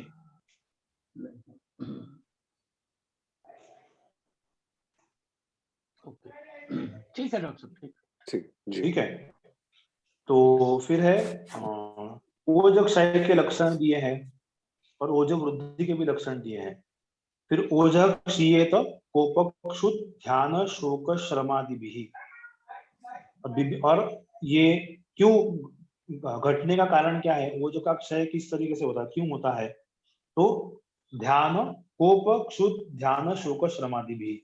अभी यहाँ पर ध्यान शब्द आया है तो उसका जो मतलब है, उसका मीनिंग थोड़ा अलग है। एक ओजक क्षय होने का जो कारण है वो कोप है, एक क्रोध आना, ये ओजक क्षय का लक्षण है, ज्यादा क्रोध आना। फिर जरूरत से ज्यादा। फिर क्षुध मतलब भूख लगने से ओज कम होता है, कि भूख लगी और हमने खाना नहीं खाया तो ओज का क्षय होगा। फिर दिखा है ध्यान शोक श्रमादि भी। तो यहाँ पर ध्यान ये शब्द आता है, लेकिन ये हमारा जो मेडिटेशन वाला ध्यान है वो ध्यान यहाँ पर उसका मतलब ये नहीं है। ध्यान का मतलब होता है कि चिंता, ज्यादा सोचना, किसी भी चीज के बारे में बहुत ज्यादा चिंता करना, ये ओजक क्षय का लक्षण है, कारण है। और फिर शोक, दुख होने के, बहुत ज्यादा दुखी रहेंगे तो ओज का क्षय होगा। और श्रम, बहुत ज्यादा परिश्रम करेंगे तो भी ओज का क्षय हो जाएगा।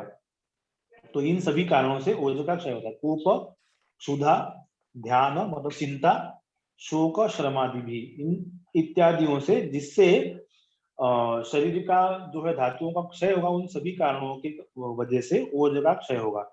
और फिर ओज का क्षय होने की वजह से क्या होगा, लक्षण क्या होंगे, विभेति, वो उसको डर लगता है, भय लगता है, कभी भी उसको दिन भर में उनको भय लगते रहता है, कि डरना मतलब किसी भी चीज से, मतलब मेरा आगे जाके क्या होगा, ऐसे इस तरह से जो डरने वाली जो बात है वो उससे होगी।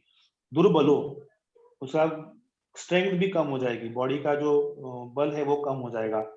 अभीक्ष्णम ध्यायति, और बहुत ज्यादा सोचते रहता है, चिंता करने, बहुत ज्यादा चिंता उसको होने लगती है।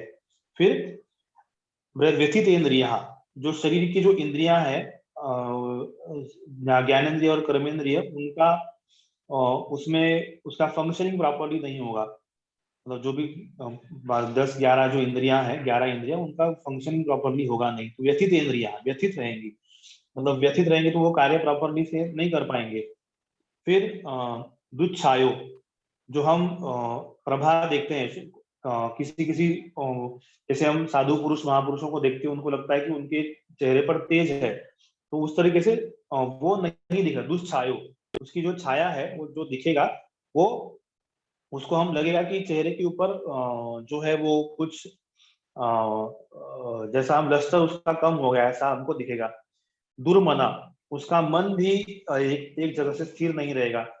रुक्षो, और पूरा शरीर जो है वो ड्राई हो जाएगा, दुर्बल हो जाएगा। और भवेत क्षामश्च, और क्षाम मतलब उसका बॉडी क्रूश हो जाएगा, एकदम बहुत पतला हो जाएगा, इमैक्सेशन हो जाएगा, उसका बॉडी का वेट बहुत कम हो जाएगा। तो ये सभी जो लक्षण है वो जब क्षय के कारण होगा।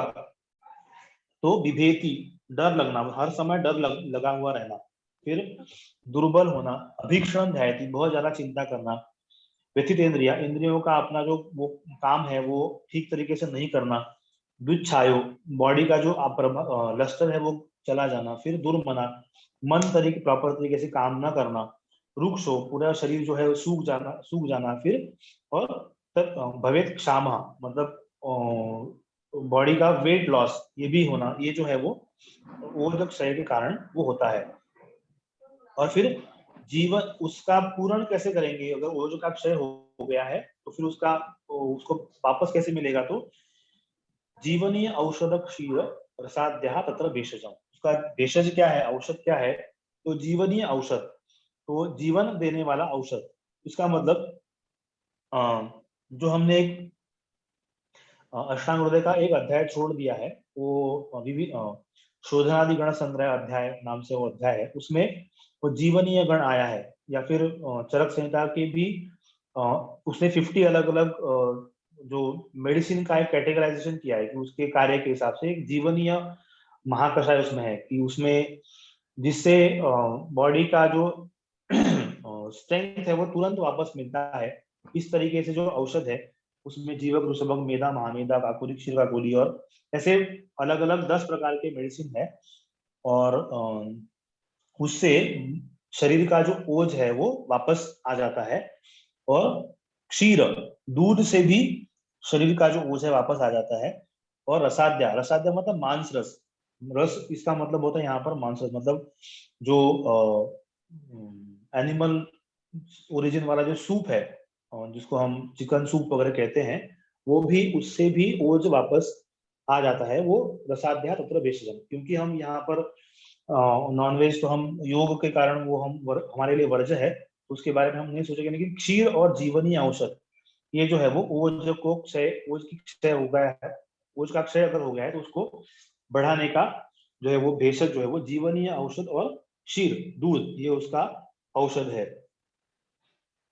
और फिर ओजो वृद्ध, और उसके बाद ओज की वृद्धि होगी तो क्या होगा, ओजो वृद्धि देहस्य तुष्टि पुष्टि बलोदया, और ओज की वृद्धि होगी तो शरीर में संतुष्टि, मतलब शरीर और मन प्रसन्न रहेगा, पुष्टि और शरीर के सभी, और उसके बाद बलोदया, पूरे शरीर में स्ट्रेंथ, बल जो है वो बढ़ेगा। तो ओज वृद्धि, ये 3 पैरामीटर हैं कि जिसके हिसाब से हम कह सकते हैं कि ओज की वृद्धि शरीर में ठीक तरीके से हो रही है, कि शरीर, उसका मन प्रसन्न है, उसका पोषण ठीक तरीके से हो रहा है शरीर के सभी अंगों का, और बल शरीर को मिल रहा है। तो ये तीनों अगर ठीक तरीके से हो रहे हैं तो हम ये कहेंगे कि ओज की वृद्धि प्रॉपर हो रही है। तो ये 3 ही पैरामीटर है जिसके ऊपर से हम बता सकते हैं कि ओज की वृद्धि, ओज का जो प्रमाण है वो शरीर में प्रॉपर बन रहा है कि नहीं बन रहा है। तो इस तरीके से ये तीनों के आधार पर हम ओज की वृद्धि हुई है या क्षय हुआ है हम पता कर पाएंगे। ये सभी होने के बाद फिर ये हमने रसों की क्षय वृद्धि, सॉरी धातुओं की, दोषों की, मनों की क्षय वृद्धि के लक्षण देखे। फिर उसके बाद ओज का कंसेप्ट थोड़ा सा देखा। उसके बाद एक जनरल कंसेप्ट इसमें उन्होंने दिया है कि वृद्धि और क्षय की चिकित्सा इन जनरल किस तरीके से करेंगे। तो एक बहुत ही ब्रॉड टर्म है, ये उसके उसी के सेंस में लेना चाहिए कि यद अन्नम येष्टि द्वेष्टि यदपि प्रार्थयेत अविरोधितु तत्त त्यजन समश्नंश्च तौत वृद्धि क्षयोजयेत। मतलब अगर किसी चीज की शरीर में कमी हो गई है तो शरीर को लगता है कि हमें वो चीज खानी चाहिए। जैसा एक जनरल एग्जांपल अगर देंगे कि हमें, हमारे बॉडी में पानी अगर कम हो गया है तो शरीर को लगता है कि पानी पीना चाहिए। तो ये जो है वो यद अन्नम द्वेष्टि यद अपि प्रार्थयेत, जो अन्न, जिस अन्न का द्वेष करता है और जिस अन्न की प्रार्थना, मतलब जो अन्न की चाह उत्पन्न होती है, वो वृद्धि और क्षय का वो लक्षण है। कि अगर किसी अन्न का हमें इच्छा हो रही है तो हम ये मान के चलेंगे कि वो शरीर में उसी गुणों का क्षय हो गया है, इसलिए वो अन्न की खाने की इच्छा हो रही है। और दूसरा, अगर कोई अन्न खाने की इच्छा बिल्कुल नहीं हो रही है तो हम ये मान के चलेंगे कि शरीर में उसका बहुत ज्यादा वो बढ़ गया है, तो इसलिए वो खाने की इच्छा हमें नहीं हो रही है। लेकिन इसमें इंपॉर्टेंट बात यह है कि प्रार्थयेत अविरोधितु, मतलब इसमें ये भी हमको समझ लेना चाहिए कि जैसा किसी को बहुत जंक फूड खाने की आदत है और उसकी इच्छा हो रही है, तो हम क्या कहेंगे कि वो उसका बॉडी में क्षय हो गया इसलिए उसकी इच्छा हो रही है, तो ऐसा नहीं है। तो इसका मतलब यह है कि प्रार्थयेत अविरोधितु, ये इसमें इंपॉर्टेंट है कि अविरोधी, मतलब शरीर की अविरोधी ऐसी कोई चीज है जिसको खाने की अगर इच्छा हो रही है तो हम ऐसा कहेंगे कि वो उस व्यक्ति को देना चाहिए, क्योंकि वो उस गुणों का बॉडी में क्षय हो गया है। और जो अगर द्वेष कर रहा है कि हमको ये नहीं चाहिए, ऐसा अगर बोल रहा है, जैसे बच्चों का जैसे होता है कि अगर उसको सभी खाने पीने की आदत अगर सही तरीके से अगर है और अगर उनका पेट भरा हुआ है तो फिर वो उसके ऊपर से वो नहीं खाएगा। तो उस तरीके से अगर वो नहीं चाह रहा है तो उसका मतलब है वो उसकी वृद्धि ठीक तरीके से हो गई उसकी, इसलिए वो नहीं चाह रहा है। तो यद अन्नम द्वेष्टि यद अपि प्रार्थेत अविरोधितु तत्त त्यजन समश्नंश्च तौ तौ वृद्धि क्षयोजयेत्। उस तरीके से उसका त्याग करके या फिर उसको खा करके वृद्धि और क्षय का हम जीत पाएंगे। मतलब जिस धातु का क्षय हो गया है उसके उसकी इच्छा शरीर में उत्पन्न होगी कि वो खाना चाहिए, तो फिर वो अगर उसको हम खाने के लिए देंगे तो वो क्षय को हम जीत पाएंगे। और जिस प्रकार के आहार का हमको लगता है कि हमको नहीं चाहिए, वो हम उसका द्वेष करते हैं, तो उसको अगर त्याग कर देंगे तो जो वृद्धि शरीर में ज्यादा हुई है उसको हम जीत पाएंगे। इस तरीके से हम उसको समझेंगे। और फिर तो इसलिए ये चीज इस ध्यान में रखना जरूरी है कि ये उसी के लिए लागू है कि जो शरीर के विरोधी नहीं है, इसी तरीके से कहा गया है। इसका मतलब ये नहीं है कि हमें कुछ चीजें खाने की आदत है, बाहर का जंक फूड खाने की आदत है, उसकी खाने की इच्छा हो रही है, इसका मतलब बॉडी में उसका क्षय हो गया है तो उसको देना चाहिए, ऐसा उसका मीनिंग नहीं है। तो जो देह के लिए अविरोधी है ऐसा आहार अगर वो है, उसकी इच्छा अगर हो रही है तो वो शरीर को देना चाहिए।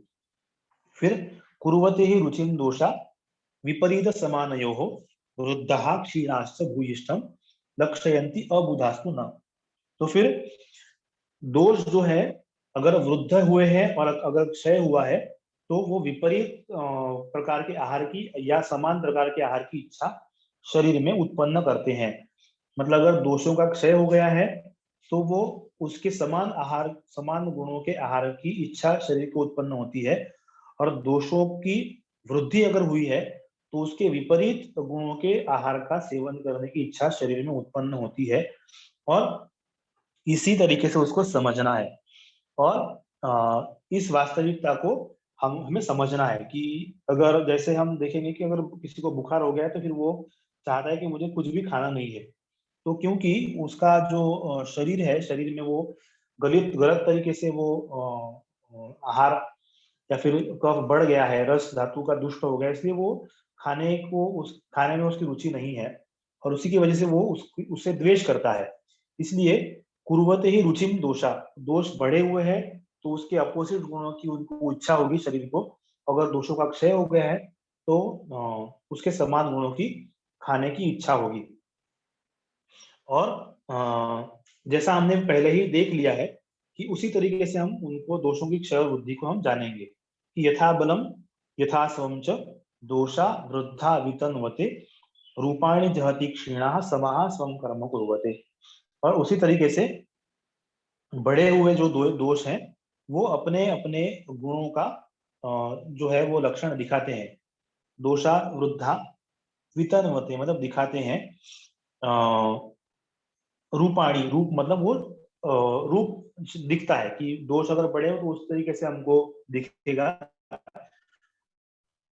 जहति क्षीणा, और उनके लक्षण अगर कम हो गए तो हम ये मानेंगे कि उनका क्षय हो गया है और सम स्थिति में है तो वो अपना अपना कर्म प्रॉपरली वो करेंगे।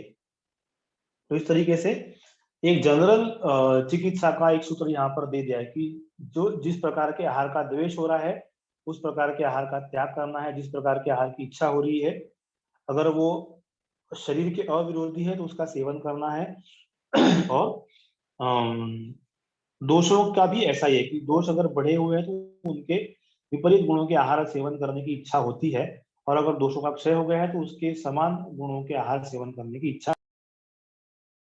और फिर लास्ट जो उसका श्लोक है उसका ये है कि य एव दोष देह से समा विवृद्धि त एव दोषा विषमावधाय यस्मात् अतस्ते हितचर्यैव क्षयात् विवृद्धेरिव रक्षणीयः। तो शरीर दोष जो है वो यह एव देह से समा विवृद्धि त एव दोषा विषमावधाय, जो दोष है वो शरीर में अगर प्रॉपर क्वांटिटी में अगर है, समावस्था में है तो देह की वृद्धि होने में कारणीभूत रहते हैं। उसका कारण शरीर की वृद्धि होती है, और वही दोष अगर विषम हो जाते हैं, मतलब उसका क्वालिटी क्वांटिटी कम ज्यादा हो जाती है और प्रॉपर उसका पोषण अगर नहीं हो रहा है, तो फिर विषमा वधाय, तो वो शरीर को नाश करने के लिए कारण होते हैं। तो यह एव देह से समाविरुद्धे तो एव दोषा विषमा वधाय, वही दोष अगर समावस्था में है तो दोष शरीर की वृद्धि में वो रिस्पॉन्सिबल होते हैं, और उनका ही अगर विषम अवस्था हो जाती है तो वो शरीर को मार डालते हैं। मतलब वधाया मतलब वो मार डालते हैं, इन सेंस कि उसका शरीर का नाश होता है, क्षय होता है, इस तरीके से उसका मीनिंग हमको लेना चाहिए।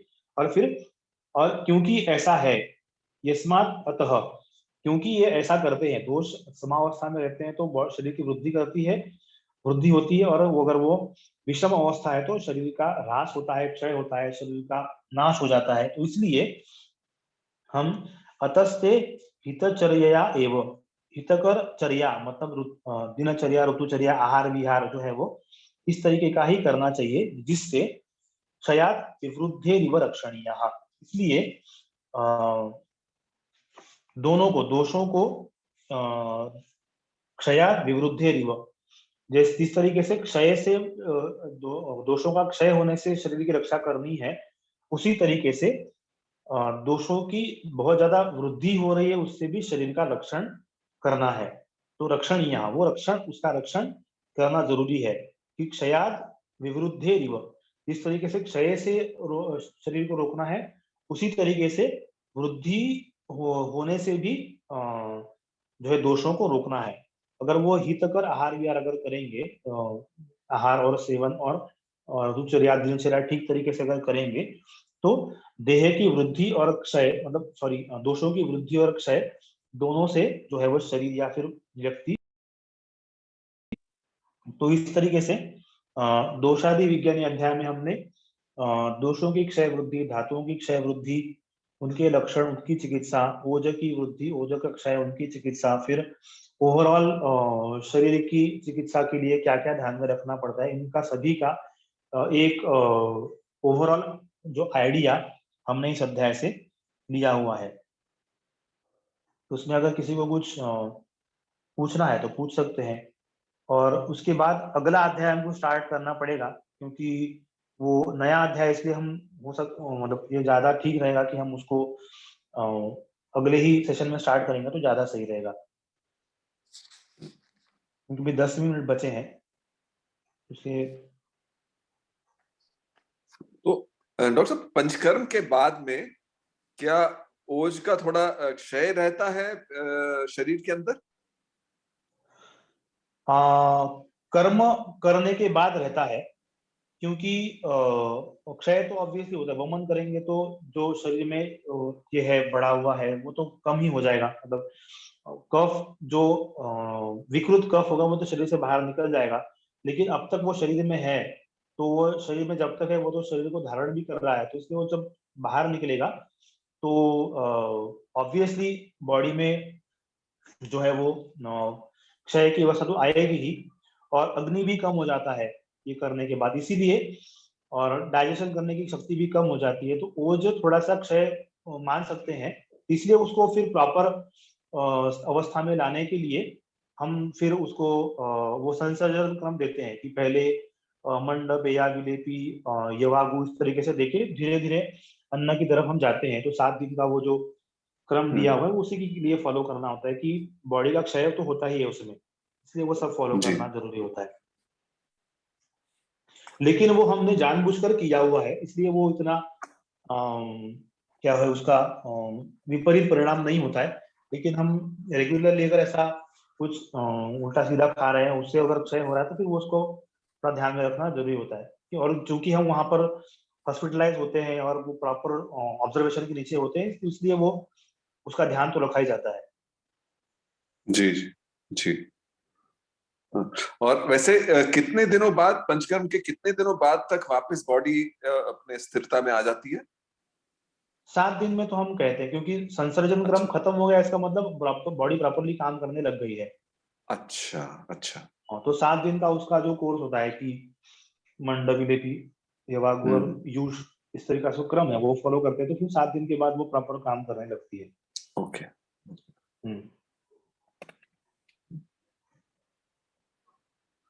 तो ओज, तो अगर समरी में देखें तो ओजस जो है वो एक तरह से इनडायरेक्ट एक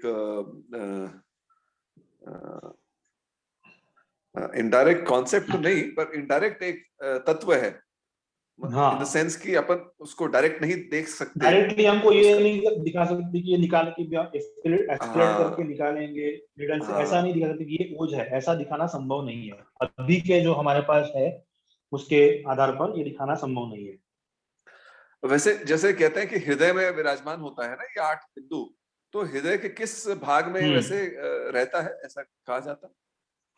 ऐसा तो नहीं कहा है, हृदय स्तंभ इतना ही लिखा है अच्छा एग्जैक्टली।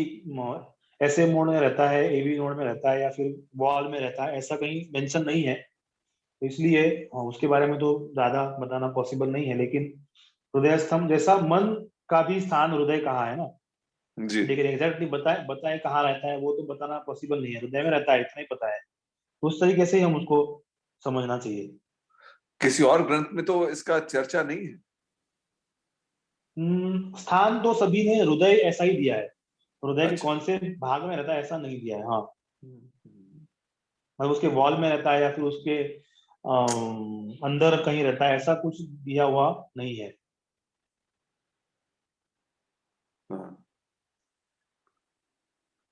वैसे हृदय एज अ फिर भी फिजिकल ऑर्गन। एक बार मैं देख लेता हूँ कि जी इसके ऊपर डिटेल थोड़ा सा एक बार पढ़ के, फिर अगर हो सके तो नेक्स्ट इसमें मैं उसके बारे में थोड़ा सा डिस्कशन करके फिर आगे का अच्छा, अध्याय फिर देखेंगे। ठीक है मुझे ठीक इसके बारे में पता था कि ओस के ऊपर तो बहुत सारी क्वेरीज तो आएंगी ही, तो है। क्योंकि ये थोड़ा कंसेप्ट थोड़ा अलग है, तो इसलिए मैं थोड़ा पढ़ के थोड़ा उसके बारे में डिस्कशन हम करेंगे। जी जी। तो अगेन टू समराइज, जो ओज का जो लक्षण है वो ये है कि एक चेहरे पे ग्लो हो, ठंडी जी ठंडी है जी। ना, क्योंकि तेज जो है वो अग्नि से, अग्नि हाँ। का मतलब स्वरूप है, और ये जो है ये जल का वो है, तो ये शीत प्रकृति का है ओज, है ना। तो जो हाँ एक बड़ी जो जेंटल सी ऑरा जो या ग्लो हाँ जो हाँ होती हाँ है, वो हाँ कह सकते हाँ हैं। दूसरा जो बल है आप कह रहे हैं, जो शरीर हाँ का बल होता है वो भी हाँ ओज हाँ। से ही निर्मित होता है, जी करेक्ट? जी। अच्छा, हम्म। और तीसरी चीज क्या है, तीसरा लक्षण? जो है संतुष्टि, जो शरीर में बोलते हैं ना, संतुष्टि। तुष्टि पुष्टि बलोदया। हाँ एक हो गया जी, स्ट्रेंथ, दूसरा हो गया सेटिस्फेक्शन। पुष्टि, मतलब जो शरीर का जो बल्क है वो भी ठीक रहना, मतलब जो आकार जी जो वो ठीक है, वो भी कोच का ही एक ये है। पोषण सभी धातुओं का ठीक तरीके से होना, ये भी कोच के ही कारण वो होता है, मतलब कोच ठीक है इसका जी लक्षण है वो। जी जी।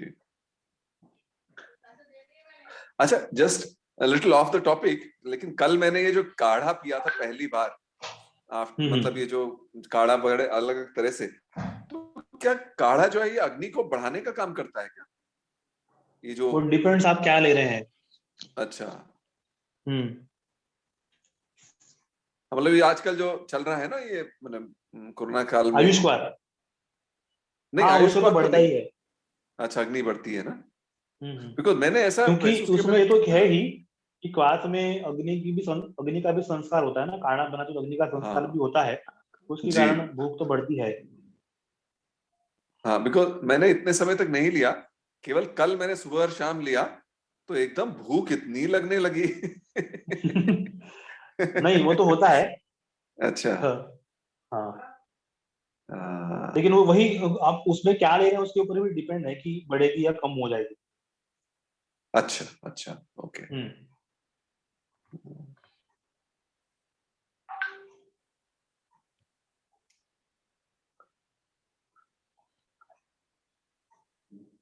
ठीक है, ठीक है, तो तो उसके बाद का अध्याय चलिए हम फिर बाद में स्टार्ट करेंगे, अगले नेक्स्ट अगले उसमें बार स्टार्ट लेंगे। करेंगे। ठीक है जी, ठीक है जी। ओज ओज ओज इम्पोर्टेंट टॉपिक है।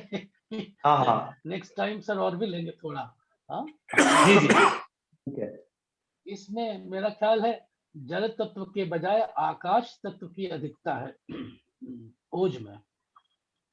लाइटनेस, हम्म। माइक्रो, सब्टल, ये थोड़ा इसका कॉन्सेप्ट आई थिंक इस दिशा में कॉन्सेप्ट है। जल का आई डोंट नो। नहीं ये मैंने Actually जहां ऐसा तक है, हाँ इसमें ऐसा है कि आकाश का हम डोमिनेंस ऐसा इसलिए नहीं कह सकते क्योंकि उसके जो वो गुण वर्णन किए ना कि स्निग्धम सोमात्मकम ईशत लोहित पीतकम, इसमें से कौन सा भी गुण जो है वो आकाश से रिलेटेड नहीं है, वो है सौम्य, जल महाभूत से रिलेटेड ज्यादा है, तो वो जलीय अंश ज्यादा है, सोमात्मक है। और आकाश में तो स्निग्ध, आकाश स्निग्ध नहीं है, मतलब वो रुक्ष है नहीं लेकिन स्निग्ध भी नहीं है, तो इस तरीके से वो आकाश से रिलेटेड, मतलब से कंपैरिजन में जल से ज्यादा रिलेटेड है वो। तो ये डॉक्टर साहब ओजस तेजस और प्राण, ये तीन शायद एसेंसेस होते हैं ना? उसके बारे में तो प्राण तो है ही, उसके बिना तो हम नहीं रहेगा। इसमें हमने ऐसा कहा है कि ओजस तो धातुओं का तेज, जो उसको हम ओज कहेंगे, धातुओं का सार भाग इसेंस, वो ओज है जी। और प्राण जो है वो तो क्या है, शरीर को जीवित रखने में तो रिस्पॉन्सिबल है ही, और वो तेज ही ओज है, ऐसा इस तरीके से हम मान के चलेंगे, तो वो दो कुछ अलग चीज नहीं है, लेकिन जो महाभूत के हिसाब से हम तेज कहते हैं वो इसमें इंक्लूडेड नहीं है, वो अलग है। हाँ, तो मतलब तेज जो है अग्नि का होगा, प्राण जो है हाँ शायद वायु से रिलेटेड होएगा, और ओज जो है हाँ वो जल महाभूत से हाँ, रिलेटेड होगा। जलीय, हाँ जलीय ज्यादा है, सोमात्मक ज्यादा है। अच्छा, तेजस का सीट कहाँ होता है वैसे बॉडी में? अग्नि महाभूत का नहीं वैसे तेज, अग्नि हाँ। तो पित्त में रहता है ना अग्नि। अच्छा, नहीं हाँ जैसे ये जो ओज जो है हृदय में विराजमान रहता है, इस हाँ, तो तरह उसका हम अगले तेज अध्याय कहाँ में पे सब है? रहेगा वो, अच्छा अच्छा अच्छा, ओके। तो हम दोषा भेदीय अध्याय देखेंगे ना, तो उसमें जी जी फिर जी। कौन सा दोष कहाँ रहता है उसके बारे में डिस्क्रिप्शन उसमें है ही। अच्छा जी, अच्छा जी। हाँ, कौन सा, मतलब पित्त कहाँ रहता है, कफ कहाँ रहता है, वात कहाँ रहता है, उसके सभी का डिस्कशन उसमें है, तो उसके बारे में हम उसमें डिस्कशन कर सकते हैं। ठीक है, ठीक है डॉक्टर। और ये हमको ध्यान में रखना है कि तेज महाभूत जो है वो पित्त में ही मतलब उसको स्थान बना के रहता है, क्योंकि बाकी दोनों जो दोष है उनमें तो अग्नि महाभूत का अंश नहीं है, मतलब कफ में भी नहीं है और वायु में भी नहीं है, सिर्फ पित्त का जो, और तेज का जो सीड जो है शरीर में वो पित्त है, और पित्त कहाँ रहता है उसका भी रीजन वाइज डिस्क्रिप्शन दिया हुआ है, वो भी हम उसमें देखेंगे।